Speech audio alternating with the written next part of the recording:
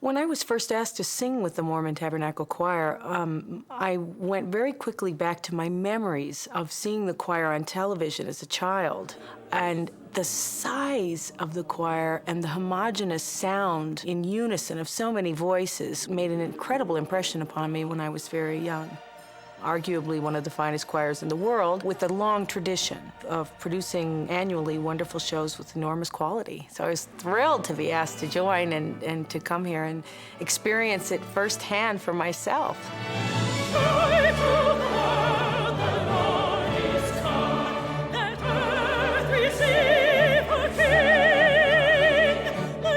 Well, when Craig and Mac came to New York and we began to speak about repertoire, I was already well-versed in thinking about this kind of music because I had made a Sacred Songs disc just a few months before and had a long list of available songs, and of course I wanted to do new things. So we pulled out our respective lists and favorites, and it's a whittling down process because there's always too much music, and then we have to kind of decide, well, we're going to do this. But the thing that amazed me is how quickly the arrangements were made. Both Mac and Mike were extraordinarily fast and unbelievably talented. The quality of the arrangements is very high and fun, and some of them sparkle and some of them are very moving, but they're all very well done.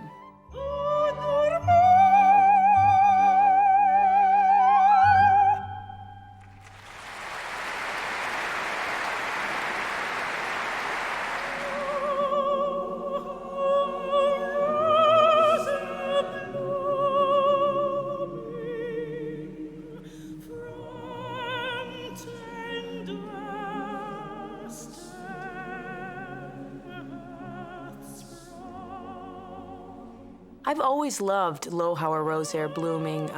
It's a chorale, and it was originally, of course, in the German language, but it's one of those very beautiful melodies. I've always enjoyed singing it, so this was on the top of the list right away. I said, we have to do this great choral piece, but I never thought we would do it without accompaniment.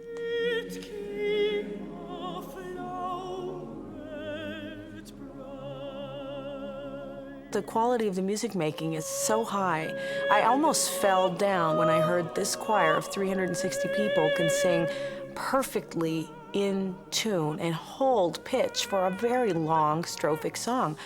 I have to tell you, that is so difficult. I mean, small groups of singers, solo singers can't do that a cappella. That really impressed me. The quality of the orchestra is also terrific, and that everybody volunteers is, well, it's obviously unique, that nothing else like this exists in the world.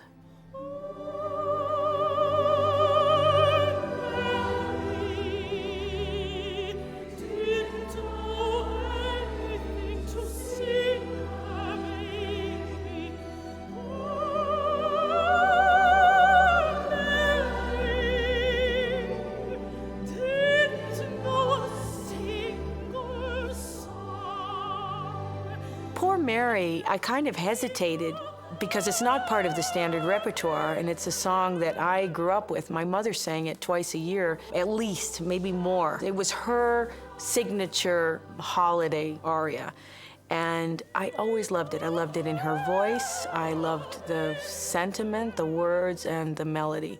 I've had so many people come up to me, both at the end of one of the concerts and when I've sung it on tour recently, and say, this was our favorite piece on the concert. So I'm thrilled to be singing it. It's a tribute to my mother, and it's a tribute to my childhood and the music I loved as a child.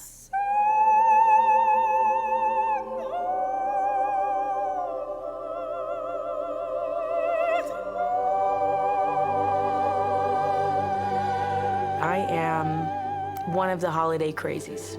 I have holiday spirit from Halloween on. Thanksgiving, Christmas, I love it all. I want decorations everywhere, I want lights everywhere. I mean, my children think it's absolutely hysterical and they tease me, but I'm passing it on, and I got it from my mother.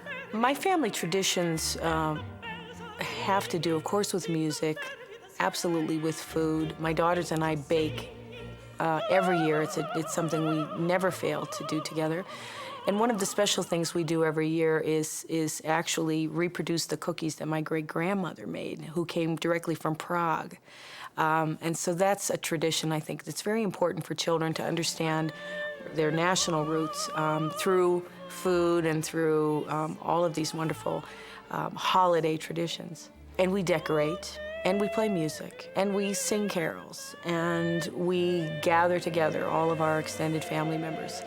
And it's really the only time, particularly that week between Christmas and New Year's, that is sacred for me, that I really keep for my daughters and for myself.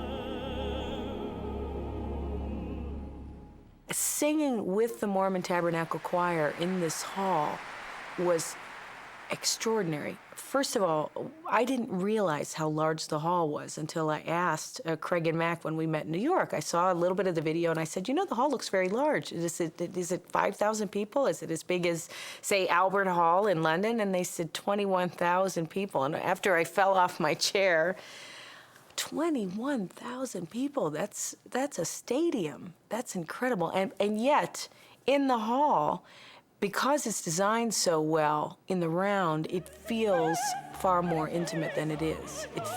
It feels like a hall. It doesn't have a kind of a stadium feel to it. And the other remarkable thing is that the sound is magnificent. The few times that we rehearsed without amplification, it was very good.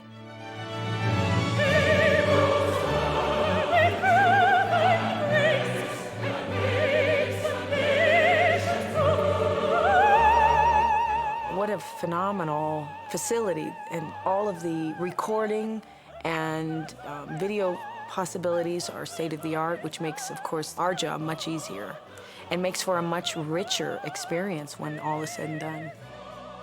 It's been a wonderful experience for me.